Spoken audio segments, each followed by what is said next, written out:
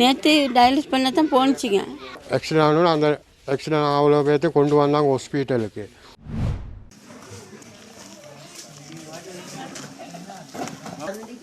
சொன்னாங்க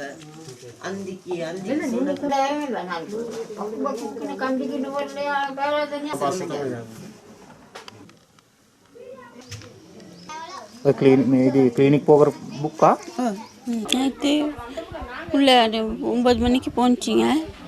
கிழமையில 3 நாள் கண்டிக்கு போகணும். ஒரு நாள் டு ஒரு நாளும் இல்லாட்டி 2 நாளைக்கு ஒருக்காவும் போகணும். போயிட்டு டயாலிஸ் பண்ணிவிட்டு அன்றைக்கி 6 மணிக்கு 9 மணிக்கு தான் வீட்டுக்கு வருவோம். 9-10 மணிக்கு. நேற்று டயாலிஸ் பண்ண தான் போணுச்சிங்க. போயிட்டு சாப்பாடெலாம் வாங்கி கொடுத்துட்டு திரும்ப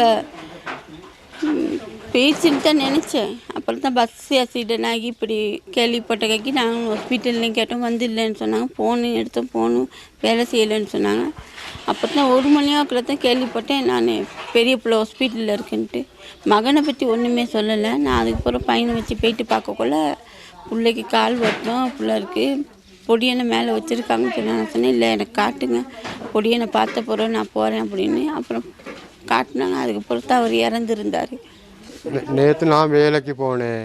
வேலைக்கு போகக்குள்ள சரியாக 9 மணி போல் எனக்கு கேள்விப்பட்டு பஸ் ஒன்று ஆக்சிடென்ட் ஆகணும்னு சொல்லி மல்லிகைப்பூக்கு பணியை ஆக்சிடென்ட் ஆகணும்னு அந்த ஆக்சிடென்ட் அவ்வளோ பேர்த்து கொண்டு வந்தாங்க ஹாஸ்பிட்டலுக்கு.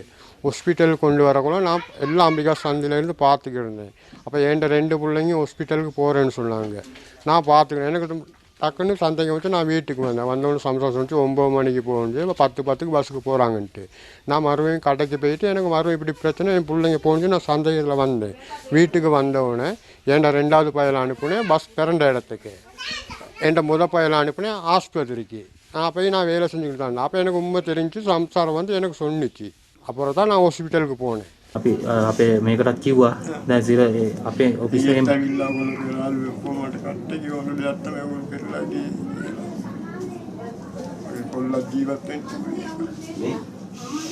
හැදි මොන ප්‍රශ්න තිබ්බද ඔය කට්ටිය මොන ඔක්කොම වියදම් කරගෙන හැදුවානේ නේ මොන දේ කරන යවලා දුක් විඳගෙන නේ